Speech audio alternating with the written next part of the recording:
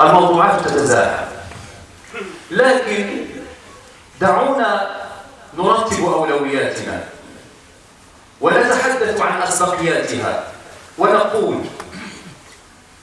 إنما قررته نصوص القرآن والسنة وتضافرت على تأكيده في الوحيين هو شعيرة وحدة الأمة وائتلاف الصف واتحاد الكلمة. Les attaques terroristes qui ont frappé l'Europe ont plus que jamais mis en lumière la crise que subit depuis longtemps le discours islamique diffusé au sein des mosquées sur notre continent. Le caractère vaste et général de ce discours religieux conduit à l'impossibilité de contrôler ce qui se dit dans l'enceinte des mosquées, violées par des personnes qui transmettent des idées d'exclusion, de haine et de racisme. Malheureusement, il n'existe pas ce qu'on appelle une méthodologie du discours religieux, fondée sur une expérience religieuse, intellectuelle et sociale concrète et légitimée par des objectifs précis et appropriés aux fidèles qui fréquentent la mosquée. En effet, ces derniers ne tiennent pas compte des études qui montrent la nécessité de s'adresser aux gens d'une manière compréhensible et adaptée. Ce manque de méthode et de pédagogie a conduit au rejet des discours religieux en raison de leur inadéquation avec les personnes auxquelles ils s'adressent, au point que la perception qu'ont les fidèles de la fonction d'imam est réduite à celle d'une personne qui donne un ensemble de sermons, de leçons et de conférences, puis quitte l'assemblée. En l'absence de développement continu du système religieux, seule la méthode traditionnelle est prise en compte et les critères définissant le discours religieux et le concept des minorités musulmanes n'ont pas été actualisés. À la lumière de cette douloureuse réalité qui sévit dans la communauté musulmane et surtout au niveau de la jeunesse, il est temps de penser à faire appel à des experts afin de déterminer les aspirations rhétoriques appropriées aux mosquées européennes et aux moyens efficaces pour développer cette méthodologie du discours religieux.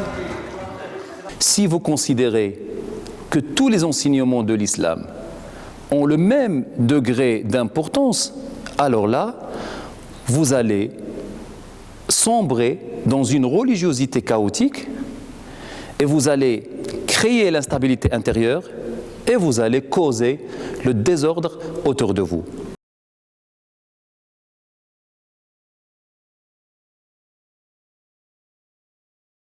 Le discours religieux en Europe se trouve actuellement face à une absence totale de programmes clairs dans les mosquées. En effet, les programmes académiques dans les différents instituts, dans les mosquées et en dehors des mosquées, sont à la merci de l'imam, qui dispense sa propre opinion et sa propre compréhension de l'islam. Ce qui fait que les fidèles et les apprenants de ces institutions religieuses n'acquièrent pas le message authentique de l'islam, mais bien les convictions et les compréhensions de l'imam, tantôt conformes au message de l'islam, tantôt contraires à celui-ci.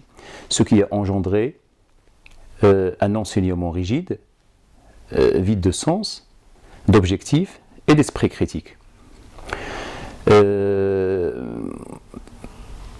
En finalité, nous sommes devant une génération chamboulée, tant sur le plan religieux que sur le plan social, dans la plupart des cas, des jeunes qui ont mal assimilé les vraies valeurs de l'islam, avec un bagage religieux relativement faible, ce qui en fait une proie à l'intégrisme et encourageant ainsi le repli sur soi.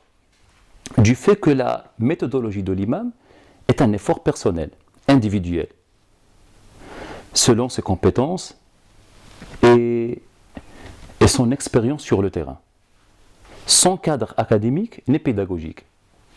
Son seul objectif est de faire avaler à l'apprenant des textes sans la moindre connaissance de la situation actuelle dans laquelle il vit.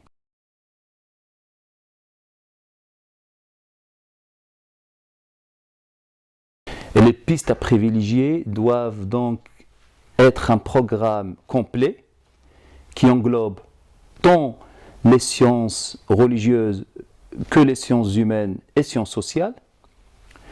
Pour endiguer ce phénomène de radicalisation des jeunes citoyens musulmans, il faut commencer par instaurer un programme académique solide dans toutes les mosquées pour former des citoyens bénéfiques à leur personne et bénéfiques à la société, et pour que le jeune musulman ne soit pas un élément de problème, mais bien une réponse aux défis sociétaux.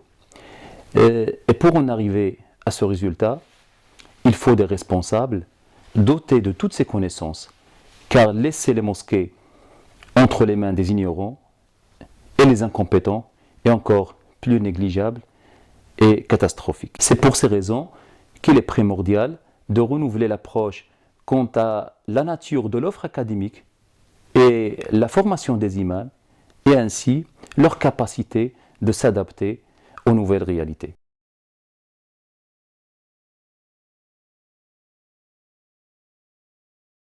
Les préconisations dans la fonction de l'imam en Europe sont d'une part une formation académique solide et la définition de son rôle afin de répondre avec transparence qu'est-ce qu'un imam en Europe. D'autre part, un statut légal, clair, une hiérarchisation des compétences officielles qui pourront protéger l'intégrité morale et sociale de la fonction d'imam. Je souhaiterais également que la personne de l'imam soit un modèle pour les citoyens musulmans et d'autres obédiences de vivre ensemble entre les peuples et sociétés.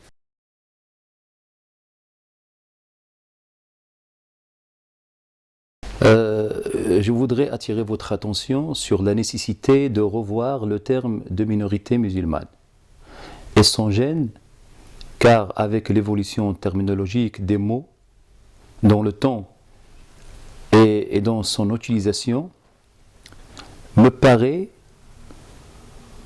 que ce concept, tel utilisé de nos jours, tend à un enfermement et un repli sur soi, ce qui inconsciemment engendrerait un manque de participation sociale dans la construction et l'évolution de notre société.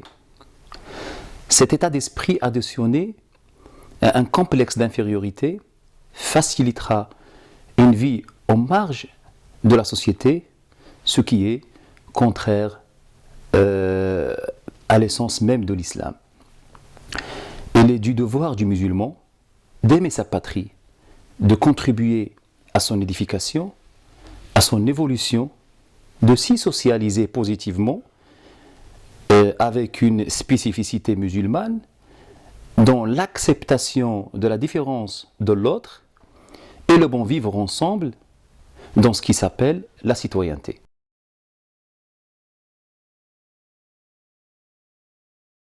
Il faudrait mettre en pratique l'esprit civilisationnel de l'islam et contribuer à la construction et à la coexistence pacifique entre les gens, basée sur la compassion, du rejet de toute forme d'intolérance et d'intégrisme. Aussi, il est primordial de saisir les informations religieuses des personnes de référence en la matière et d'éviter de se baser sur les sites internet. Une socialisation positive convergera à une identité musulmane rayonnante dans une citoyenneté authentique et dynamique. Il ne faut pas aussi oublier que la jeunesse est débordante d'énergie. Je leur conseille donc la pratique d'une activité sportive, car le sport permet de garder un équilibre entre le corps et l'âme. Bismillahirrahmanirrahim wa kadhalika awhayna ilayka Qur'anan arabiyya wa kadhalika